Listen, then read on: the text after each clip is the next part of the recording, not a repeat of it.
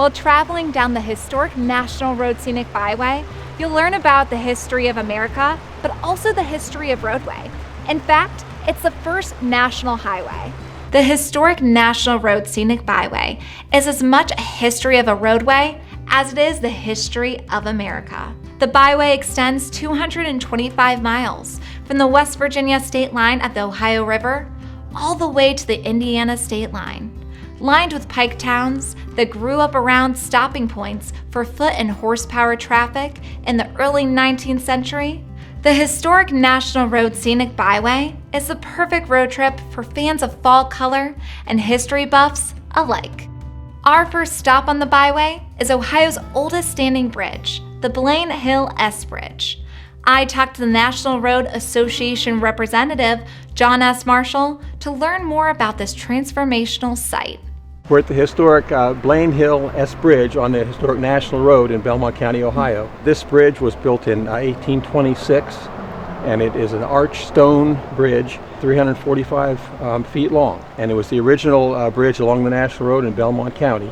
In the old days, the travelers on the National Road would come up and down this bridge, but with the advent of the automobile, it became more and more heavily used. So in the 1940s, it was replaced by the Blaine Viaduct, which is now currently US Route 40. And subsequent to that, the Interstate 70 was built just south of that. So we have 3 generations of transportation in Belmont County, which can be visible from this site. If we don't understand history, it's hard to understand where we're going. There's so many wonderful sites along the National Road and other byways that it's great for people to see these things so they understand our history. You can truly see the evolution of transportation right here in Belmont County. Just 5 short miles west, you'll find the charming historic downtown of St Claresville. Located in the rolling Appalachian foothills of the Ohio River Valley, St. Claresville is full of beautiful 19th century architecture, with no better example than the Belmont County Courthouse dominating the center of town. I talked to local landscape architect and history enthusiast Gabe Hayes to learn more about this beautiful area. We are in downtown historic St. Claresville, which is a historic district on the historic National Road. The town was established in the same year the state was established, in 1803, and the National Road arrived here in 1825, and the groundbreaking for the National Road to move forward in Ohio started right here. I would recommend folks get out and walk the 2 blocks of the downtown from east to west or vice versa. In the fall, it's the beautiful fall colors. We're a Tree City, USA. Lots of shade trees, parks, and the whole National Road going west has beautiful scenic views into the valleys as it follows the ridgetop. Downtown St. Claresville has so much to offer visitors, from delicious local pizza shops to the fascinating Belmont County Museum and historic Clarendon Hotel, formerly the National Inn.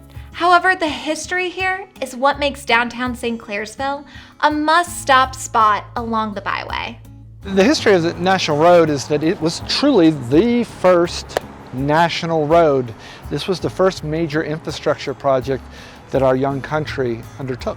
This would probably have been one of the most busy thoroughfares in the world. Downtown St. Claresville was not just a bustling downtown of commerce, but it was also populated with groundbreaking thinkers and revolutionaries, with no better example than slavery abolitionist Benjamin Lundy. Lucky for history buffs, Lundy's home has been preserved on the east side of downtown St. Claresville.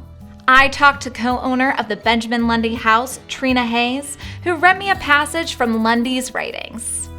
I had lamented the sad condition of the slave ever since I became acquainted with his wrongs and suffering. But the question, what can I do, was the continual response to the impulses of my heart. Shortly after my settlement at St. Claresville, I called a few friends together and unbosomed my feelings to them.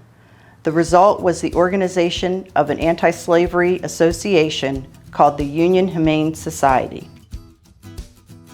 He took it upon himself to do that because his assignment was to the betterment of the human condition, and he died pursuing that. Not only an important historic site, the Lundy House also houses a studio for local creatives with office space and a podcast studio. We are all connected, and that is one thing that I want to bring to this space. I don't want it to just be about, oh, this guy did these things, and I want people to come in together and create together. Just a few miles west of downtown St. Claresville, you'll find yet another stop where students have been learning about history for nearly 150 years.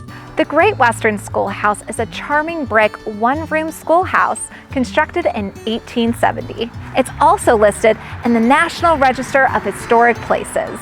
The building is currently used as a working museum highlighting early education in southeastern Ohio. I talked to Ann Ratine, the school marm of the Great Western Schoolhouse, who told me more about this educational stop.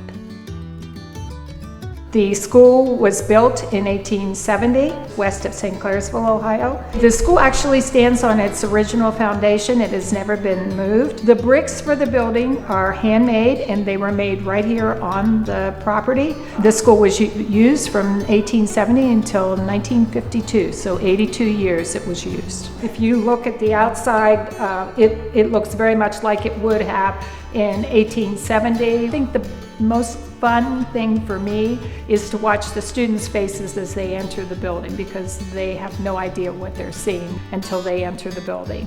Some of the hallmarks of 19th century schooling has been preserved at the Great Western Schoolhouse. There's even some that the troublemakers might even remember. The dunce hat initially was for people who did not know their lessons. They hadn't studied them well enough. And it was a means that meant that perhaps you needed to go home and study your lessons a little harder. Driving down the historic National Road Scenic Byway, you'll pass through Valley View, formerly home to Jamboree in the Hills. But before folks traveled here for country music, the National Road was filled with covered wagons, carriages, and drovers full of families pursuing opportunities created by the building of the first federally funded road. And as a result, towns grew from the migration of people and resources.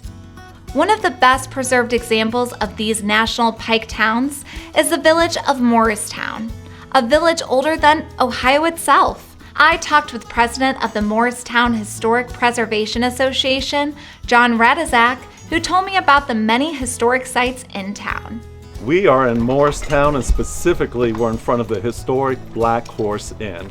And really, this is one of the most historic buildings in the entire state of Ohio, as it is one of very few remaining stagecoach stops along the old National Road. It is officially the third stagecoach stop west of the Ohio River, one of very few still remaining in the state of Ohio. Specifically, it was built in 1807 by Duncan Morrison, who was the founder of Morristown. Because it's interesting to think that all the trade and commerce that crossed the United States of America back in the mid-1800s crossed right in front of this venue. Beyond the Black Horse Inn, Morristown offers glimpses of 19th century architecture, beautiful historic churches, and one of the oldest sites of early information sharing in the country. Beyond the architecture of Morristown, there's several buildings in town that really are worth the stop. One is the Sweeney building, which is right across the street from the Black Horse Inn. It is owned by Belmont Technical College, and they use it as a field lab for their students in their historic preservation program. In addition to that, the back street, which is Church Street, has 4 original 180-year-old churches still standing. 2 are still in operation, the other 2 are used for other purposes.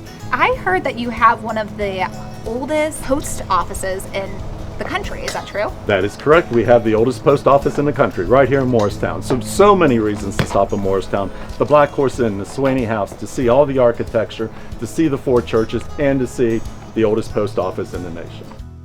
With so many unique historical sites, from the Blaine Hill S Bridge to the village of Morristown, the National Scenic Byway makes for an unforgettable fall road trip experience. The best part? There is so much more to see along this byway. I'm standing on the original brick from the historic National Road, and it may look like this road ends at this barn, but the road does not end here. There's 9 other counties where you can explore the historic National Road. Thank you so much for watching. Make sure to plan a trip to see all of this for yourself.